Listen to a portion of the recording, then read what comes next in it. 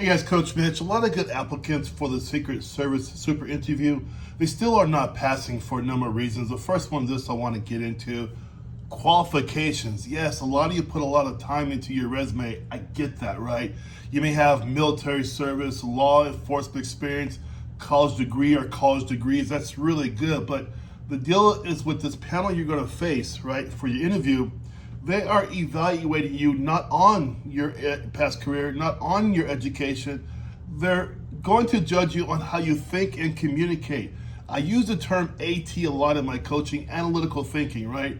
If you don't have it, don't know what it is, I teach you how to use that to your advantage, right? These are things that you necessarily don't learn through college, or you don't learn through, you learn it through exercise and practice, right? How to analytically think. That's the first one. Number two is this.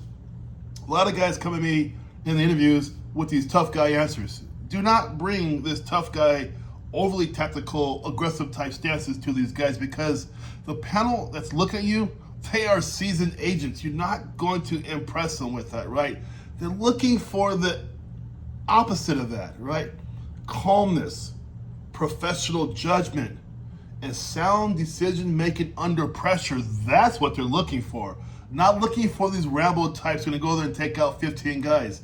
That's not Secret Service. That's Delta Force or SEALs, whatever you want to do, but it's not Secret Service, right?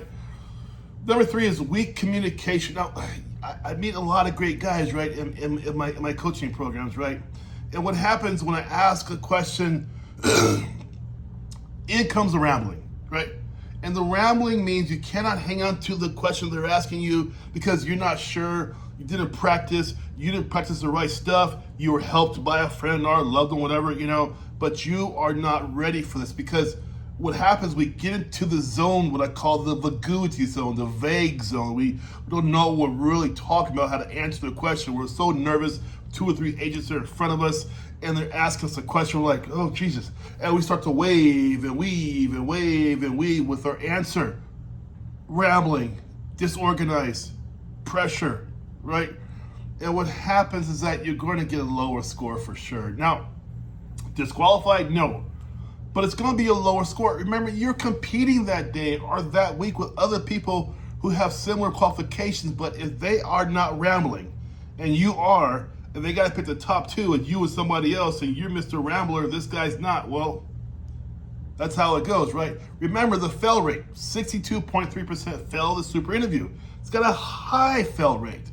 You have to understand that, right? Number 4, your decision making must be logical. So I come across this a lot in my coaching program because I want to understand not just the answer like they do. I want to understand how you arrived at that decision. That's the pressure I'm going to put on you, right? So you can't give me an answer and that's done. We're done. Okay, there you go, Coach Mitch. That's my answer. No, this is not a civilian type interview. It just isn't, right? I'm evaluating you for how you are using reasoning, priorities, emotional maturity. I'm looking at things like, can you think through complex situations logically in a state of what? Calmness.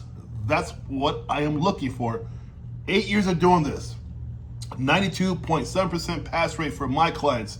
Secret Service, 60+% fail rate.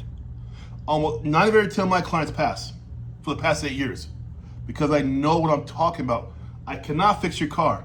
I cannot fix your fan, but I can help you get past the super interview, of course, right? Number 5 is professional maturity matters. What does that mean, Coach Mitch? Professional maturity. What it means is that you are taking on accountability. You're not trying to say, you know what, it's not my fault, it's their fault, or you're not trying to say, it wasn't me because I'm the great guy. No. Complaining, blaming others is never going to get you past that part. Speaking of blaming others, keep that out of your SF86 as well. Don't do that. Take accountability for your behavior every time. Last one's this, preparation. I get countless people here who are what I call my returns, meaning they took it the first time, failed, come back to me for the first time, right? And what happens, they tell me all the time, well, my wife rehearsed with me, my husband rehearsed with me, whatever.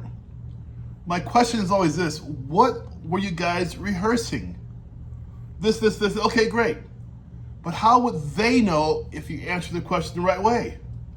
Oh, that's a good question. Yes, exactly. Because you treat it like a civilian interview. This is not a civilian type interview. It is an in-depth interview. I taught this for 8 years. I know what I'm talking about, you guys. You cannot have your loved one teach you because although they're awesome people to teach you and help you out, are they qualified to teach you, right? That's the answer, right? That's the question, right? You have to understand this is a no holds bar interview. It is all your chips in. This interview is so important. It's the bridge to get to the rest of the process. If you want help with this, guys, we also have ACE in 2.5 weeks. You want help with the super interview, I'm here for that. Link down below, pick a package, get to my calendar, and we will start. I'll get you there, okay? You guys take care. Have a good day. Coach Mitch. Bye-bye.